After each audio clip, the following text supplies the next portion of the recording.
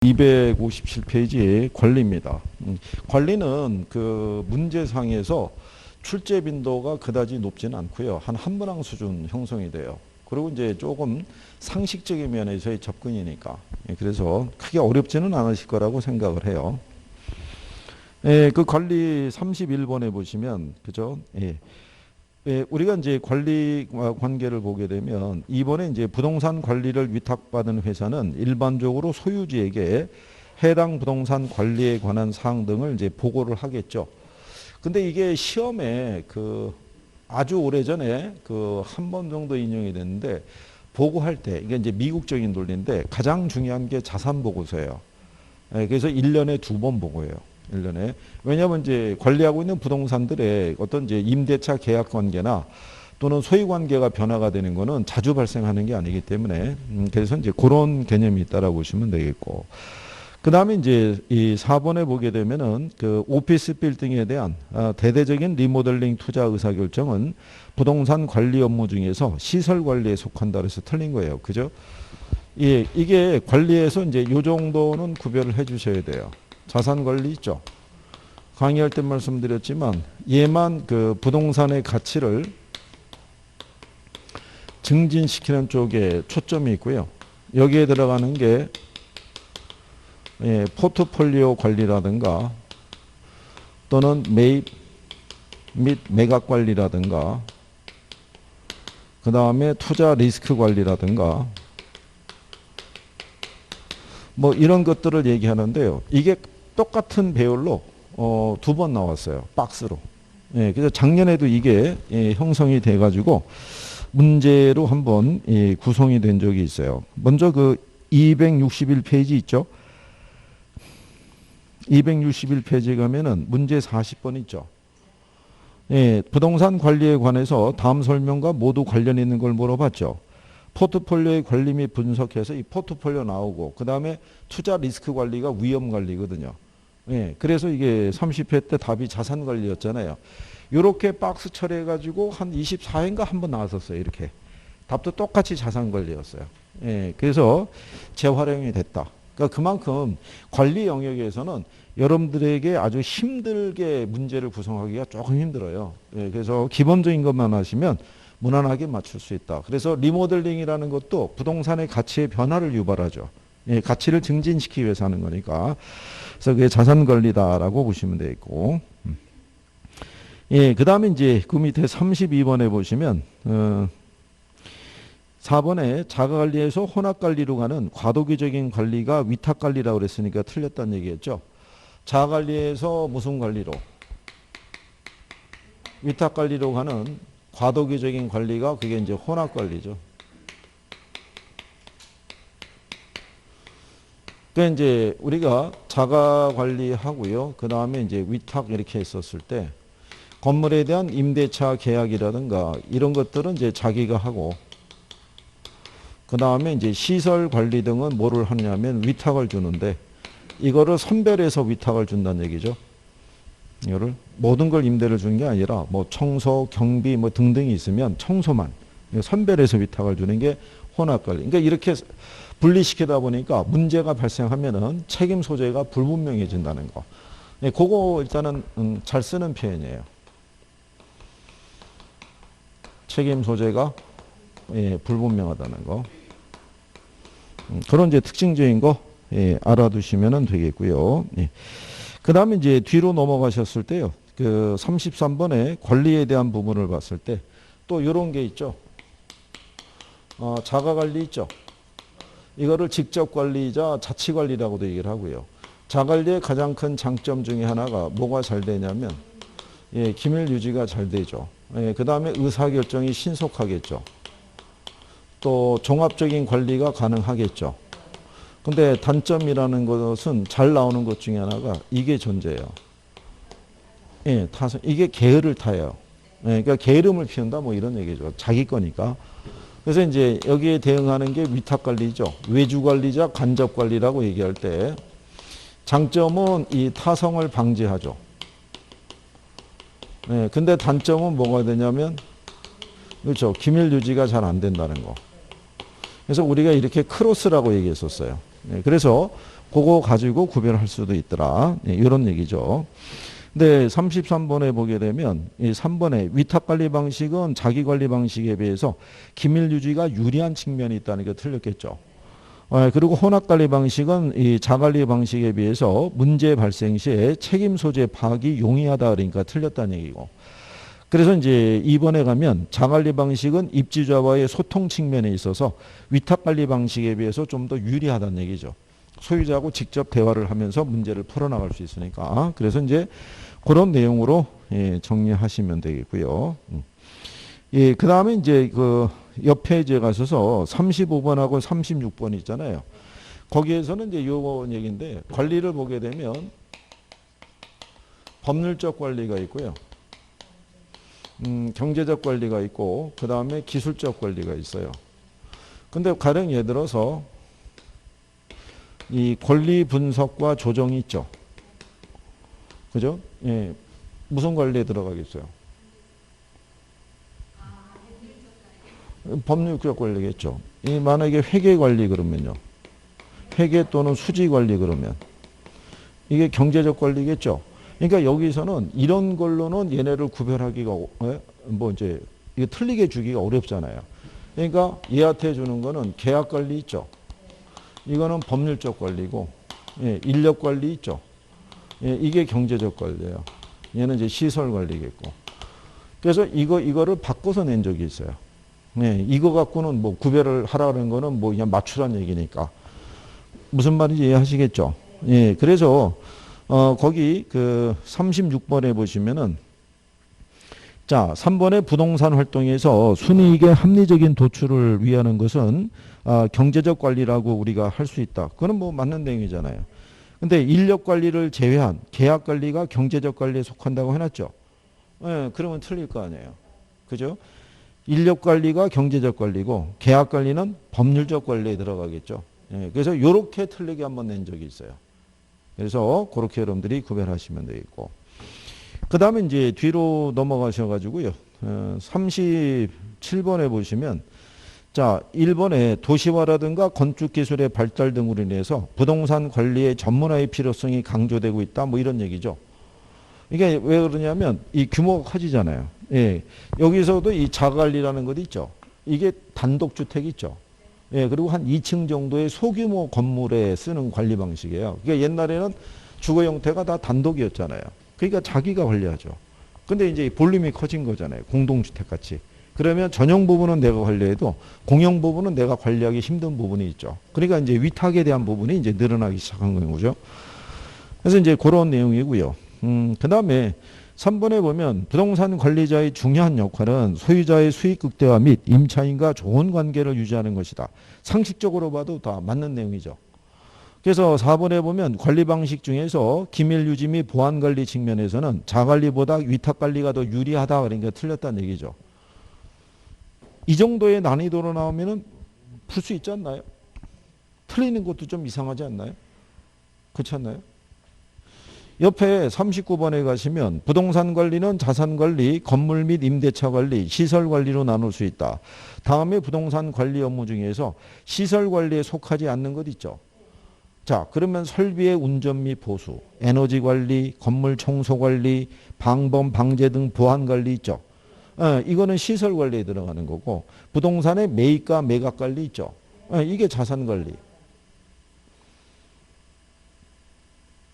그러니까 39번이나 40번이나 문제를 접해서 풀 때 전혀 어려움을 느끼지 못한다는 얘기죠. 그러니까 이런 정도의 난이도예요. 그래서 제가 강의할 때 관리는 어렵지 않게 해주니까 여러분의 실력이면 무조건 맞출 수 있다라고 얘기한 거죠. 그래서 그렇게 정리하시면 되겠고요. 그래서 뒤에 넘어가시면 41번에 자산관리란 소유주나 기업의 부를 극대화하기 위해서 해당 부동산의 가치를 증진시킬 수 있는 다양한 방법을 모색하는 것이고요. 그 다음에 임차인의 총수입 중에서 일정 비율을 임대료로 지불하는 방법이 있죠. 그걸 우리가 비율 임대차라고 얘기를 하죠. 우리가 이제 임대차 계약을 체결할 때, 근데 이걸 이렇게 생각하시면 돼요. 미국의 부동산 관리회사가 행하는 활동을 부동산 관리 활동이라고 그래요. 여기 보면 이제 임대차 활동이 있는데요. 여기서 보면 임차자를 선정하는 것 있죠. 임차자 선정 기준에서도 주거용이 있고 뭐 공업용이 있고 그다음에 이제 매장용 부동산이 있잖아요. 주로 여기서 낸 거예요. 매장용 또는 상업용 부동산이 있죠. 여기서는 뭐를 중시하고 예, 이거를 중시하고요. 그다음에 임대차 계약을 체결하죠. 예, 그래서 주거용 부동산은 총임대차, 공업용 부동산은 우리가 이렇게 했었죠. 순임대차. 이분들을 비하하는 게 아니라 이제 우리가 글자를 따기 위해서. 그래서 역시 매장용 부동산은 무슨 임대차? 비율임대차. 그러니까 시험에서 인용하면 여기밖에 인용을 안 해요. 예, 그래도 얘도 지문으로 한번 쓰고 난 다음에 작년에 이거 계산 문제로 나온 거예요. 이렇게. 그래서 그거 정도를 기준으로 해서 정리를 하시면 되겠고요. 그 다음에 이제 얘네가 유지활동이라는 게 있죠. 유지활동을 보면은 이거 기억나시나요? 이게 예방적이고 일상적이고 그 다음에 대응적일 때 이게 사전적인 의미죠. 이거는 사후적인 의미고 이걸 바꿔서 네, 그렇게 해서 한 2번 냈었어요. 그래서 구별하는데 뭐 큰 어려움은 없을 것이다 뭐 이런 얘기죠. 그래서 거기 보면은 41번에 5번 질문에 보면 혼합관리는 자관리가 곤란한 부분만 선별해서 위탁할 수 있는 장점이 있는데 경영관리는 자관리로 하고요. 시설관리는 위탁관리로 하는 경우가 있다 이런 얘기죠. 그래서 이제 그렇게 정리하시면 되겠고요. 그 다음에 이제 42번에 보면요. 관리 형태별 장점과 단점을 설명했잖아요. 그래서 1번에 보면 위탁관리는 건물관리의 전문성으로 인해 효율적이고 합리적인 관리가 가능하고요. 자관리의 경우는 소유자의 의사능력과 지휘 통제력이 발휘될 수 있고 의사결정과 업무 처리가 신속하겠죠. 혼합관리의 단점은 운영이 곤란해지면 자관리와 위탁관리의 결점이 노출될 수 있다는 점이다. 이런 얘기죠. 근데 신탁관리의 경우는요. 회사는 관리 중에 발생한 대인 및 대물 사고에 대해서는 책임을 지지 않는다. 그러니까 틀린 거예요. 지난주에 말씀을 드린 것 같은데 우리가 이제 신탁을 하게 되면요. 관리 신탁이 있어요. 처분 신탁이 있고 담보 신탁이 있고 그 다음에 개발 신탁이 있어요. 작년에 이제 여기서 시험이 나왔던데 관리 신탁. 관리도 갑종 관리가 있고요. 을종 관리가 있어요. 이 관리 신탁을 하든 처분 신탁 뭘 하든 간에 소유권이 이전이 되는 거예요. 우리가 토지 개발 신탁 배우셨죠? 여기도 형식적으로 소유권이 이전이 되잖아요. 그럼 일단은 소유자의 명의하에서 관리가 이루어지니까 걔가 발생한 사고는 걔가 책임을 져야 돼요. 관리가. 을종관리 신탁이 명의신탁이에요. 이게. 그 다음에 갑종관리 신탁이라는 건 총체적인 관리를 다 해주는 거예요.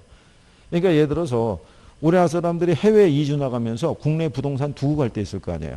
적절하게 맡길 사람이 없으면 신탁 설정하는 거예요. 관리 신탁. 예, 아니면은 뭐 여러분 자녀에게 부동산을 물려주고 싶은데 나이가 어려서 관리 능력이 없어요. 예, 그럴 때는 신탁 설정하는 거예요. 그래서 수익자를 자녀로 지정해 주는 거죠.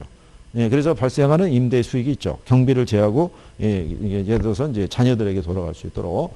그래서 뭐가 이전이 되냐면 소유권이 이전이 되면 신탁세의 책임 안에 포함이 된다. 이렇게 여러분들이 구별하시면 되겠죠. 무슨 말인지 아시겠죠? 예, 그래서 그런 내용이고요. 그 다음에 그 밑에 가면 위탁관리의 장점을 물어봤잖아요. 그 43번 문제 보시면. 예, 기밀유지 및 보안이 안전한 건 누구? 자관리겠죠. 건물 소유자의 강한 지휘 통제력을 유지하기 쉬운 것도 자관리.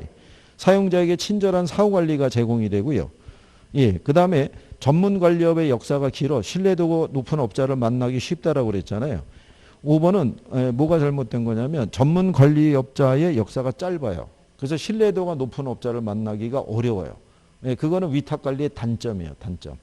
그래서 장점은 적정기의 시설 점검을 위해서 안전사고를 방지한다는 거. 그래서 이제 이 사람들은 사전에 약정한 그 스케줄에 따라서 정기 점검과 수시 점검이 있죠. 예, 이런 걸 계속 이어지면서 하는 거죠. 주요 시설물에 대해서. 그 다음에 이제 뒤로 넘어가시게 되면 45번, 46번이 이제 비율 임대차 계산하는 거죠.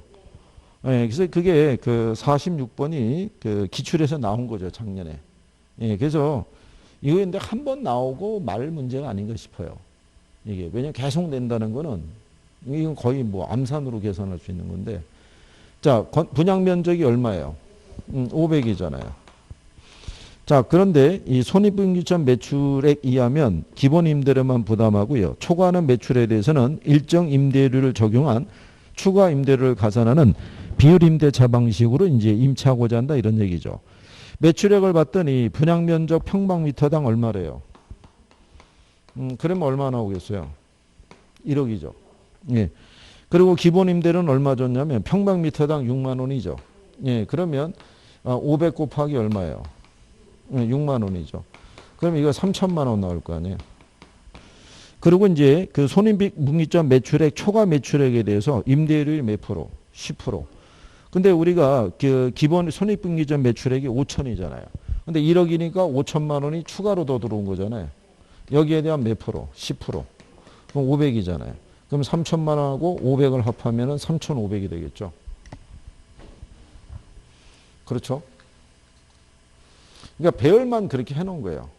이게 얼핏 보면은 복잡해 보이잖아요. 예, 근데 실상 안을 계산을 해보면은 되게 간단한 방법이구나라는 것을 이제 알 수 있다는 얘기죠. 그래서 그렇게 정리하시면 되겠고요. 그 다음에 이제 뒤로 가시면은 47번이라고 들어가 있죠. 거기는 이제 문제가 이제 내용이 묶여져 있는 거예요. 47번의 1번을 보면 부동산 관리는 협의의 관리인 기술적 관리와 계약 관리를 포함하는 법률적 관리, 인력 관리를 포함하는 경제적 관리로 세 분에서 파악이 된다라고 해놨잖아요. 그죠? 그래서 경제적 관리가 인력 관리, 계약 관리는 법률적 관리. 그죠? 그 다음에 거기 보시게 되면, 자관리는 이 지시통제의 권한이 강하고요. 기밀 유지가 가능한데, 위탁 관리는 관리의 효율성을 높여서 관리 비용을 절감할 수 있지만, 관리 업무가 타성화되기 쉽다. 그러니까 틀렸다는 얘기죠. 관리 업무의 타성화라는 거는, 그렇죠. 자관리의 단점이 되겠죠. 그렇죠. 예. 그리고 이제 그 내용에 보게 되면 4번에 부동산을 관리하는 데 있어서 청소 등은 일상적인 유지 활동이고요. 문제 발생 전의 관리는 예방적 유지 활동, 사후 처리는 대응적 유지 활동이라는 얘기죠.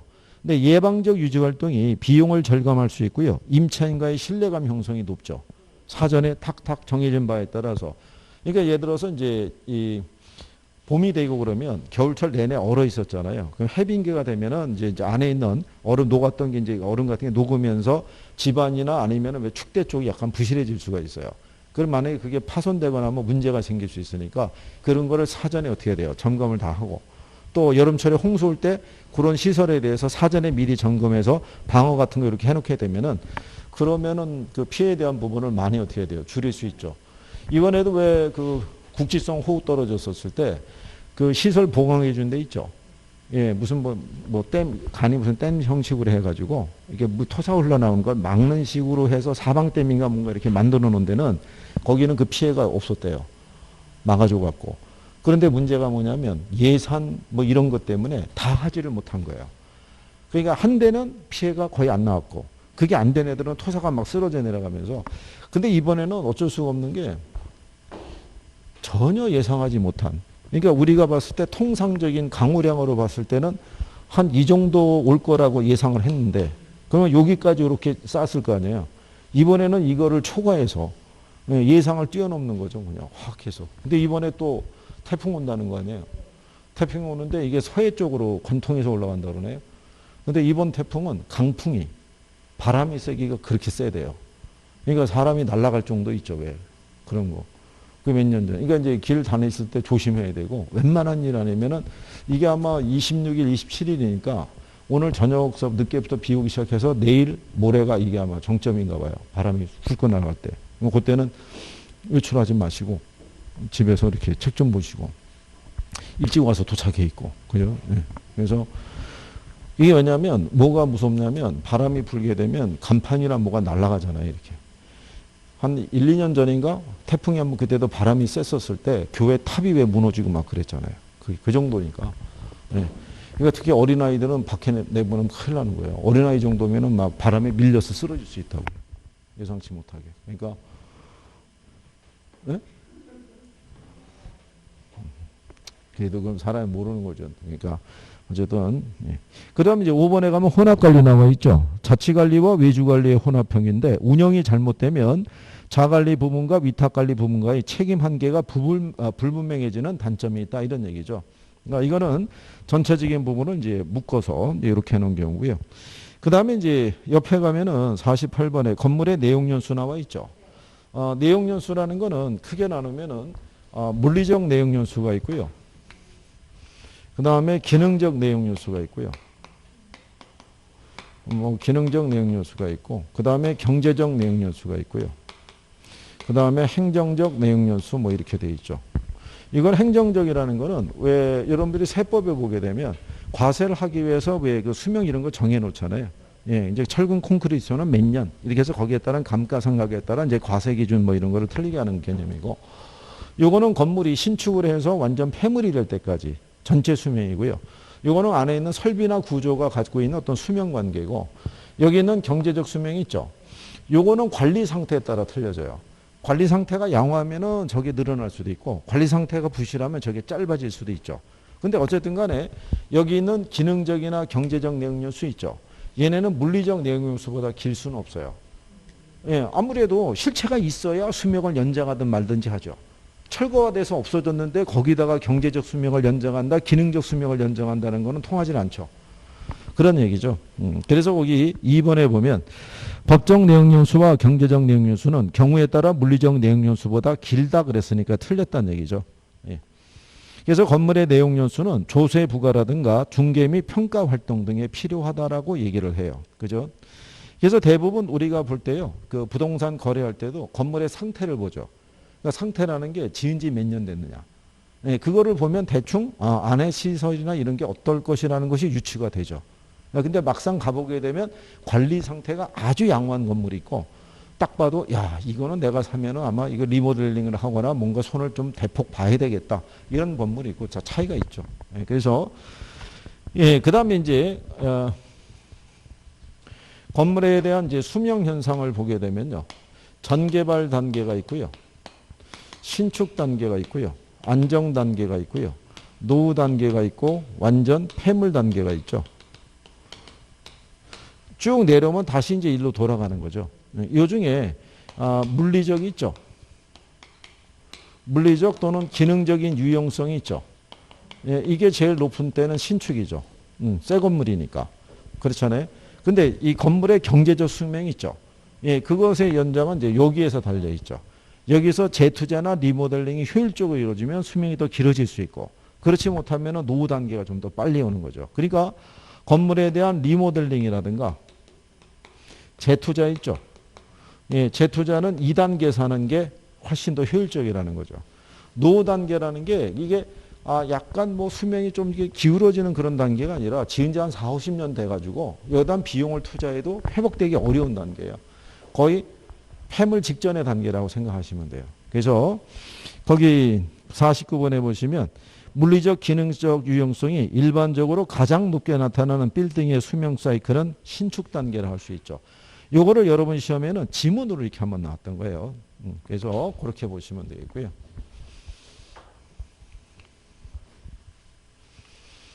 그 다음에 그 마케팅 아시죠?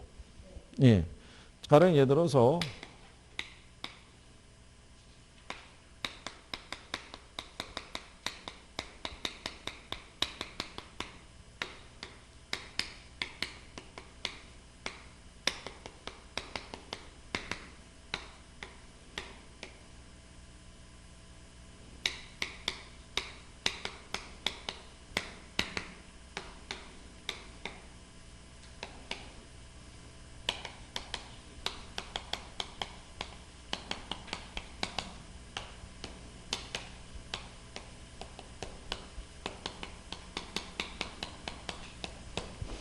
이런 식으로 해가지고요, 우리가 이제 마케팅 대상이 있죠. 마케팅의 대상은 뭐가 있었어요? 마케팅의 대상. 마케팅이 상당히 광범위한 거예요. 중개를 포함하는 더 넓은 의미가 마케팅이거든요. 마케팅의 대상은요, 부동산이 있죠. 부동산 증권이 있죠. 그 다음에 부동산 서비스 있죠. 예, 이런 것 등이 마케팅의 대상이 되는 거예요. 그러면 만약에 시험에서는 이렇게 나오는 거예요. 여러분들이 이론으로는 이렇게 배우신 거거든요. 이거를 이렇게 바꿔서 내는 거예요. 풀어서. 예, 그러니까 이제 우리가 봤을 때는 시험장에 들어갔을 때 처음 본 게 나온 거예요. 예, 근데 배우긴 다 배운 거예요. 이렇게. 예. 그래서 이렇게 나왔을 때 대출할선 마케팅은 없어요. 중개업자가 대출할선 해주거나 그런 건 아니고. 그죠? 예. 그래서 이제 이 토지라든가 건물 있죠. 예, 이 부동산이니까. 그 마케팅에 들어가고. 리치가 증권이잖아요. 예, 그래서 이런 공모 마케팅이 있죠. 예, 이런 거. 그 다음에 이제 부동산 관련 서비스 있죠. 이런 식으로. 예, 그래서 이제 그런 거가 만약에 틀리게 해주면 확실하게 해줄 거예요. 그죠? 네. 그래서 일단 마케팅의 대상이 이 정도 된다는 거. 그 다음에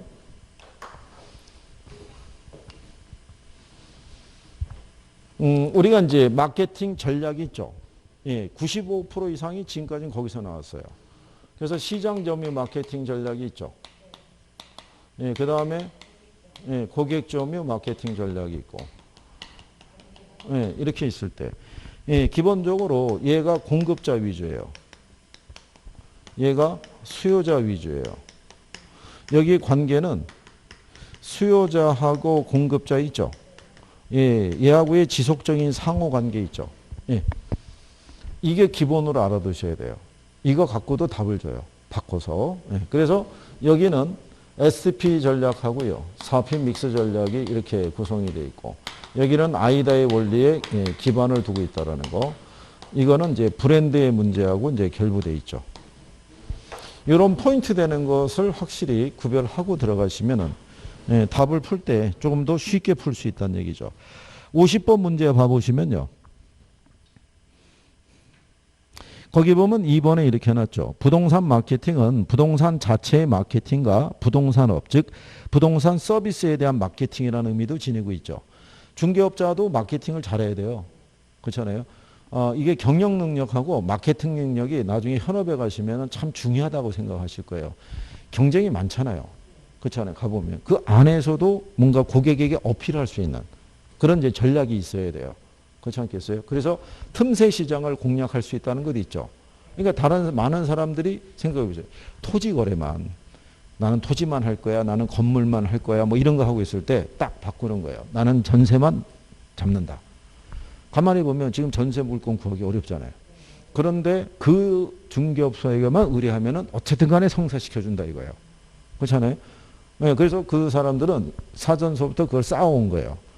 예전에 전세 시장이 얼어붙고 있었을 때 집주인들이 전세 들어오겠다는 임차자 구하기 어려울 때도 그 중개업소에 맡기면 찾아줬어요. 그렇잖아요. 그런 식으로 어쨌든 연결했던 노하우가 쌓이게 되면은 그래서 어느 지역에서는 어느 특정한 중개사가 그 부분엔 정평이 나 있는 거예요. 그러니까는 같은 중개업자에서도 전세 물건을 처리하고 싶으면 글로 의뢰하는 거예요. 그러니까 거기는 경기가 안 좋다 이런 거를 느낄 겨를이 없죠. 항상 일감이 많으니까 무진장에 바쁘다는 얘기죠. 그렇지 않겠어요? 그러니까 자기만의 어떤 이제 특색을 갖는 게 상당히 중요해요. 그리고 예전에 뭐 똑같은 건 아닌데 그 분당 쪽에서 여자분들이 합격하고 난 다음에 일반적인 왜 중개업소 가게 되면 다 평상복이잖아요. 거기는 유니폼 딱 맞춰고 그거 했었어요. 그러니까 벌써 틀리잖아요. 딱 해고 산뜻하고. 예, 그리고 설명할 때도 뭔가 체계가 잡혀 있는 것 같고. 옛날 그런 식으로 그러니까 자기들만의 독특한 어떤 그런 것들이 필요해요. 예. 자, 그래서 이제 거기에 여러분들이 보시면 4번에 공급자의 전략 차원으로서 표적 시장을 선점하거나 틈새 시장을 점유하는 것을 관계 마케팅 전략이라고 얘기하죠. 틀렸다는 얘기죠. 공급자 차원에서는 어떻게 돼요? 시장 점유. 근데 가만히 생각해 보세요. 시장 점유율 있죠. 이거는 누가 관심을 갖겠어요? 이거는 공급자의 물건을 판매하는 사람이 우리 회사의 시장 점유율의 크기 이런 걸 따지는 거지 고객이 중시하는 개념은 아니다라고 얘기를 하는 경우죠. 무슨 말인지 이해하시겠죠? 예, 그래서 그런 내용이고요. 그 다음에 여기 여러분들이 보시면 4P라고 해놨죠. 요거 우리가 이렇게 해드렸어요. 요거 기억하나요? 제가 유판이라고. 예, 그래서 이게 프로덕트가 되고요. 프라이스가 되고요. 플레이스가 되고요. 프로모션이 되는데 여기는 애가 이제 판촉 전략이죠. 판매 촉진인데 여기에 들어가는 게 광고, 홍보, 인적 판매, 그 다음에 경품 제공. 그래서 시험상에서 영문이 들어와요. 영문이 들어오는데 알려드릴 거는 거기에 틀린 건 없어요. 요즘은 다 맞는 거로 줘요. 그런데 사람들의 심리가 4P 그래서 얘가 들어가 있잖아요. 또 따져본다고요. 아, 뭐하러 따져보겠어요. 옛날에 여기 이 SDP 나와 있죠. 여기 P가 포지셔닝이었다고요. 얘하고 여기 있는 프로모션하고 위치를 바꿔서 내가지고 난리 났다는 거 아니에요. 영어 잘해서 좋겠다. 니들이 와서 풀어버리 난리 난 거예요. 그래서 그 다음부터는 그렇게는 안 나와요. 그죠? 그래서 이제 그런 내용. 그래서 4번 51번에 가서 4번 지문에 보면요. 부동산 중개업소를 적극적으로 활용하는 전략이 있죠. 이게 유통 경로에 들어가는 거예요. 그래서 3번에 가면 고객 점유 마케팅 전략이 공급자하고 소비자 간의 장기적 지속적인 상호작용을 중시한다고 그랬죠. 그게 관계 마케팅이죠. 그러니까 요거는 브랜드의 이미지를 가지고 고객하고 지속적으로 소통한다고 생각하시면 돼요. 그렇죠? 그래서 고객에 대한 충성도 있죠. 그러니까 수요를 비탄력적으로 만들어주는 거예요. 나중에 우리가 분양하면은 우리 거를 분양 신청을 할 수 있도록 유도하는 개념이라고 보시면 돼요. 그래서 이것도 이제 동질성을 계속 유지시킨다라고 보시면 되겠죠. 무슨 말인지 아시겠죠? 예. 그 다음에 이제 그 옆에 52번에 가시게 되면 1번에 소비자의 구매 의사결정 과정에 각 단계에서 소비자하고의 심리적인 접점을 마련하고 전달하려는 메시지의 취지와 강약을 조절하는 전략이라고 그러죠. 그게 시장 점유가 아니라 고객 점유죠. 소비자 위주는. 그렇죠? 제목만 바꾸는 거죠. 그래서 일단은요, 요즘은 소비자의 뭐를 끌어야 돼요? 어텐션이라고 그러죠. 관심을 끌어야 돼요. 그래서 왜 지난번에 말씀드렸지만 이게 아마 오피스텔 광고인 것 같아요. 근데 A 대학하고 제휴를 맺었다는 거예요. 그래서 A대학교 학생들이 있죠. 학생들이 여기에 입주하기로 계약이 체결됐대요. 계약 기간이 한 5년이래요. 그러면 여기는 얘네가 기숙사가 부족하니까 학생들을 이쪽으로 보낸다는 얘기잖아요. 그러면 5년 정도는 임대차 계약에 따라서 임대료가 보장이 될 거 아니에요. 그렇잖아요. 이런 식으로 관심을 갖게끔 유도하는 거예요. 그냥 단순히 수익률 보장 이거 갖고는 안 된다는 얘기예요. 그래서 이런 식으로 실질적인 대학교하고 실질적인 잠재 수요를 갖다가 확실히 연결해 놨다. 뭐 이런 쪽으로 해야지 사람들이 관심을 갖고 들여다볼 수 있는 거지. 그냥 막연하게 수익률 몇 프로 보장 이런 건 어필이 안 돼요. 자체가. 그래서 일단 소비자들이 어떤 측면에 관심을 갖느냐 있죠. 예, 그런 거를 잘 선택을 할 수 있어야 돼요. 그래서 여러분들 아시다시피 우리나라 왜 1% 중에 1% 있죠. 상위 1% 중에 또 1%. 그 양반들이 돈이 없는 사람들이 아니잖아요. 근데 일반 고가 뭐 아파트를 뭐 해서 분양한다? 그건 뭐 그런가 보다 하겠죠. 왜냐하면 자기들도 기존에 그런 게 다 있으니까. 그런데 어느 저기 서초구에 있는 무슨 아파트 거기에서는 지하 벙커 있죠. 왜 벙커. 예, 그 핵전쟁이 발생하든 무슨 뭐 전쟁이라든 간에 벙커에 들어가면은 안전할 수 있는 거. 그거를 같이 분양한 거 아니에요. 그래가지고 솔직히 그 벙커가 왜 필요하겠어요. 그죠? 그 양반들이 거기 가서 며칠이나 거주해 보겠어요. 그렇잖아요. 그래도 그게 뭐가 있어요. 남들이 가지지 못하는 거. 그렇잖아요. 너 벙커 있는 아파트에 살아봤어? 뭐 이런 거잖아요. 결국. 그 때문에 분양이 깔끔하게 끝나고 분양가 그렇게 비싼데도 그게 잘 된 거예요. 그럼 벙커에 가면은 소위 얘기한 대로 뭐 생수 몇 통 있겠냐고요. 얼마나 의리하게 잘 해놨겠어요. 그 양반들이 또 피난할 때 그 안에 시설이 난다면 편의시설이 다 있을 거 아니에요. 그죠? 근데 제가 볼 때는 분양할 때 가서 한번 잠깐 보기나 했을까? 본인들이 와서 또 봤겠어요? 밑에 있는 사람이 가서 보고 사진 영상 찍어가지고 보여주고 그랬겠죠. 그렇잖아요. 그래도 그런 게 어필이 되는 거죠. 어쨌든 그래서 52번에는 1번이 그게 이제 잘못되어 있고요. 그 다음에 2번에 가면 표적시장이라고 되어 있죠. 예. 시장을 세분화하고 난 다음에요. 그 세분화된 시장 중에서는 가장 자신 있는 수요자 집단이 있죠. 걔네를 선택하는 거예요. 그게 표적시장 선정 전략이라고 얘기를 해요. 그래서 이제 그런 내용 정도 보시면 되고요. 그 다음에 이제 뒤로 넘어가시게 되면요. 거기 53번 있죠. 예, 53번에 가게 되면 옳은 걸 물어봤잖아요. 2번에 가면 고객 점유 마케팅이 있죠. 예, 걔는 공급자 중심이라고 했으니까 틀렸죠. 1번의 시장 점유는 아이다의 원리에 기반을 둔다니까 틀렸겠죠. 그러니까 1번하고 2번하고 어떻게 해야 돼요? 제목이 바뀐 거죠. 출제자들이 이런 표현을 잘 써요. 제목만 살짝 바꿔주는 거. 그 다음에 그래서 맞는 게 3번의 관계 마케팅 전략이 있죠. 예, 그래서 생산자하고 소비자의 지속적인 관계를 통해서 마케팅 효과를 도모하는 전략이라고 할 수 있죠. 거기 SP하고 4P 믹스에서는 영문이 틀려 있잖아요. 예, 실전에는 그렇게 안 낸다는 얘기죠. 예, 그래서 SP 전략에서 판매 촉진 있죠. 프로모션. 예, 그거하고 4P에 들어가서 포지셔닝 있죠. 예, 걔가 위치가 바뀐 거죠. 예, 그래서 그렇게 보시면 되겠고요. 그 다음에 이제 54번에 보면요. 마케팅 4P 전략 중에서 제품 전략에 해당하지 않는 것 있죠. 단지 내 자연 친화적인 그 실개천을 설치하거나 거주자 라이프 스타일을 반영한 평면 설계, 보안 설비의 디지털화, 지상 주차장의 지화화 이런 것들이 제품 전략에 들어가고요. 제품의 광고 및 홍보는 판매 촉진에 들어가죠. 예. 이런 식으로도 출제했어요. 예, 고르라고. 그러니까 마케팅도 몇 가지 포인트만 정확하게 알아두시면 답을 찾을 수 있는 거죠. 그리고 이제 여러분들이 옆에 55번에 보시면 일반적으로 수요 탄력성이 높지 않고요. 진입 장벽이 높아서 경쟁 기업의 진입이 어려울 때 높은 품질로 새로운 소비자층을 유인하고자 할 때는 무슨 전략을 쓴다? 그때는 고가 전략을 쓰는 거예요. 특히 명품 있죠. 예, 그런 애들. 그래서 명품 애들은 가격을 어떻게 해야 돼요? 계속 올려요. 그게 이제 왜 그러냐면 생각해 보세요. 뭐 똑같은 거 아닌데 나이키, 너이키. 그러니까 이제 짝퉁 브랜드로 너이키 있잖아요. 그러면서 딱 나이키에 꽂힌 사람들은 나이키 아니면 안 사요. 나이키가 됐든 뭐가 됐든 간에 비슷한 유사 브랜드가 있어도 걔들은 거들떠보지도 않는 거죠.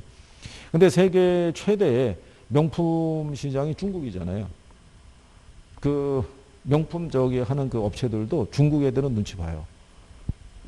매출이 거기서 거기 나오니까. 그러니까 만약에 중국에서 명품에 대한 소비가 줄면은 명품 시장이 무너지는 거예요. 물론 이제 중국 말고 한국하고 일본도 1, 2, 3위엔 들어가요. 근데 중국 애들 인구를 생각해 보세요.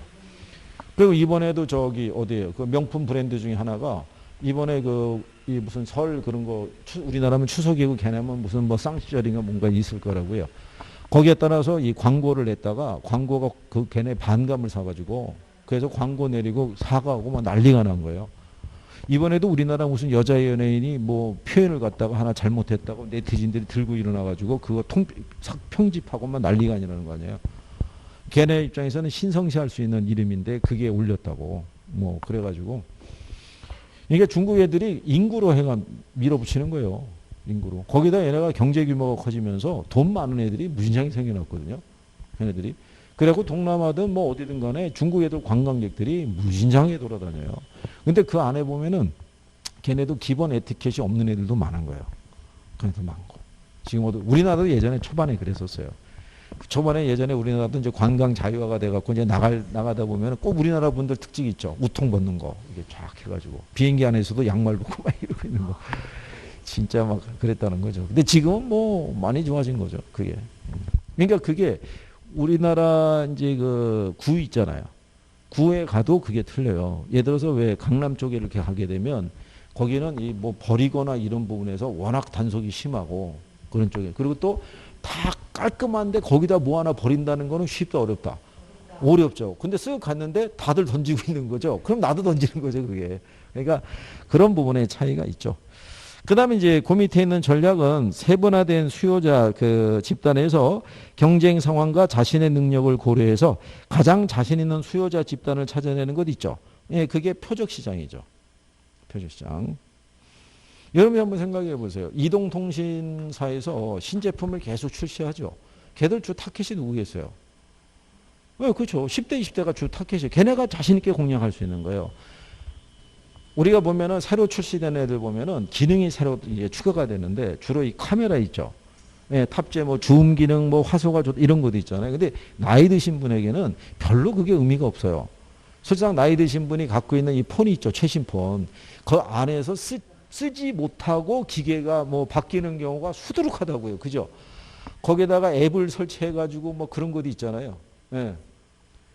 이게 오늘도 저기 그 차 타고 내려오는데 한 분이 이게 버스 이 앱을 처음 설치해 갖고 처음 앱으로 결제를 해보는 거죠. 예, 결제를 하는데 잘 안 될 거 아니에요. 그래서 거기 거 뭐 이렇게 만졌다가 또 버스 또 한참을 그거 갖고 왜 만지느냐, 안 만져도 되는 줄 알았다, 뭐 그거 갖고. 그러니까 이제 그런 걸로 이제 출발하니까. 그러니까는 이제 공략을 할 때, 그러니까 젊은 친구들은 딱 기능 얘기하면 다 알아듣잖아요. 해서. 근데 나이 드신 분들은 도대체가 저게 무슨 쓸모가 있는 거야 이렇게 생각하는 거죠. 하여튼 뭐 그렇다고 봐야겠죠. 자, 그래서 그렇게 답이 될 수 있고요. 그 다음에 이제 뒤로 넘어가시게 되면 자, 57번에 가시면요. 1번이 있죠. 부동산 마케팅이란 물적 부동산, 부동산 서비스, 부동산 증권의 세 가지 유형의 부동산 제품을 사고 팔고 임대차는 걸 말한다 이렇게 해놨잖아요. 예, 그걸 이제 아까처럼 이렇게 풀어줄 수도 있다 이런 얘기죠. 예, 그렇게 해서 보시면 되겠고요. 그래서 3번에 보면 이 부동산 마케팅 이 믹스의 제2요소란 입지 선정 및 토지 확보, 제품 그다음에 계획, 가격 전략, 정치적 환경을 의미한다니까 틀렸겠죠.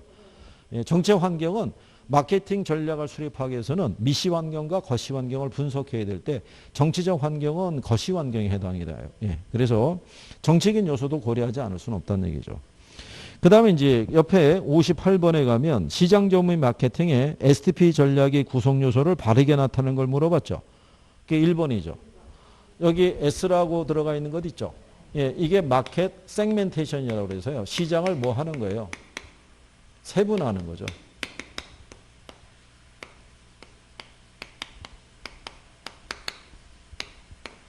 이게 그래서 이제 마켓 세그멘테이션은 시장을 분할하는 거 이제 세분화하는 걸 얘기하고요. T가 바로 뭐냐면 표적 시장을 선정하는 거죠. 그 다음에 얘가 뭐를 도모하는 거예요? 차별화를. 그래서 이제 1번이 답이 되더라. 이렇게 보시면 되겠고요. 예, 59번에 노벨티 광고 혹시 아시나요? 네, 조그만 이제 그 뭐 경품 같은 거 조금만 주는 거예요. 그 답례품식으로. 왜 길 가다가 화장품 샘플 뭐 예를 들어서 뭐 또 주나요? 그럼 뭐 하여간 뭐 오픈을 줄 수도 있고 뭐 다양하게 줄 수가 있죠. 그래서 노벨티 광고라는 게 부동산 중개업자를 일반 공중에게 알린다고 그러죠. 그래서 실용적이고 장시적인 조그만 물건을 광고 매출한다 그러잖아요. 광고할 수 있는 면적이 작기 때문에 대부분 약어 짧게 들어가 있어요. 포인트만. 전화번호 상호 정도만 들어가 있다고 보시면 되겠죠. TV 라디오를 이용한 광고는 이거는 뭐 TV 라디오 광고니까요. 그래서 근데 이번에 정부가 법을 개정해 가지고 허위 매물이 있죠. 예, 그거 올리면은 벌금이 있죠. 벌금이 500인가 얼마인가 아마 그럴 거예요. 그래서 그 허위 매물 광고가 싹 사라진 거 아니에요. 예, 그게 소유자도 모르게 근데 같은 물건인데도 층수만 달리 해 가지고 막 올리고 막 이렇게 했던 거예요. 그게. 그래서 걸리면 500만 원의 과태료 그러니까 사라진 거죠. 근데 허위 매물이 올라가면 중개업자들은 일단 고객의 관심을 끌어야 되잖아요. 우리가 이제 그거를 미끼 상품이라고도 얘기를 하는데 아주 좋은 물건인데 싸게 올라가 있으면 누구나 관심을 갖고 전화하면 이미 그거는 매매가 됐고, 그죠? 다음 물건 뭐 이런 식으로 유도하는 케이스가 많다 보니까 그러니까 일단 그것도 역시 고객의 뭐를 끌어야 되는 거예요. 관심을 끌어야 된다는 거죠. 그런 데서 나온 거죠. 그러니까 누군가가 아마 획기적인 마케팅을 하나 기획할 수 있으면 그 양반은 히트칠 수 있을 거예요. 그래서 6위 정도까지 하셨고요. 그 다음에 이제 뒤로 넘어가면 간평이 있어요. 잠깐 쉬었다가 간평을 해보시죠.